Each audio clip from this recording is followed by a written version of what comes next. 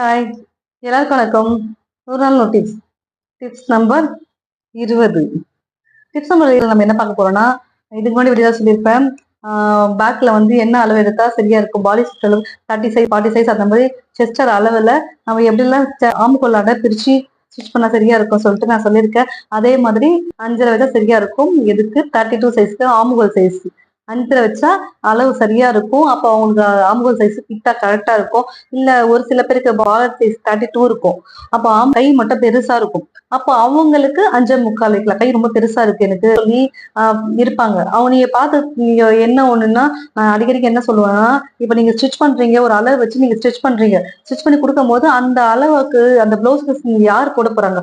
அவங்க பாடி நீங்க பார்க்கணும். அவங்க அவங்க உடம்ப நீங்க பார்க்கணும். பார்த்து நீங்க வந்து நம்ம என்ன அளவு இந்த அளவு வச்சு ஸ்டிச் பண்ணி குடுத்துருக்கோம். அப்போ அவங்க போடும்போது அந்த அளவு கரெக்ட்டா இருக்கா அப்படின்னு சொல்லிட்டு நீங்க கவனிக்கணும். கவனிச்சு பார்த்தீங்கன்னா, ஓகே அவங்களுக்கு அந்த அளவுல கரெக்ட்டா இருக்கு. ஒவ்வொரு அளவு நீங்க ஸ்டிச் பண்ணி குடுக்கும் பொழுதும், அவங்க யாரோட ப்ளவுஸ் இது? அவங்களுக்கு நம்ம இந்த அளவு எடுத்திருக்கோம், இந்த அளவு ஸ்டிச் பண்ணியிருக்கோம்.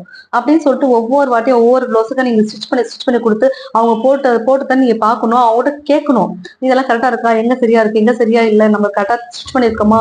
அப்படிலாம் நீங்க வந்து கவனிச்சீங்கன்னா மட்டும்தான் நெக்ஸ்ட் லெவல்ல அடுத்தது நீங்க போயிட்டு சூப்பரா ஸ்டிச் பண்ண முடியும். சூப்பர் டெய்லர் சூப்பரா தைக்கலாம். நிறைய சம்பாதிக்கலாம். இதை கண்டினியூவா ரெகுலரா நான் சொல்ற டிப்ஸ் எல்லாம் ஃபாலோ பண்ணுங்க. கண்டினியூ பண்ணுங்க. ஓகே.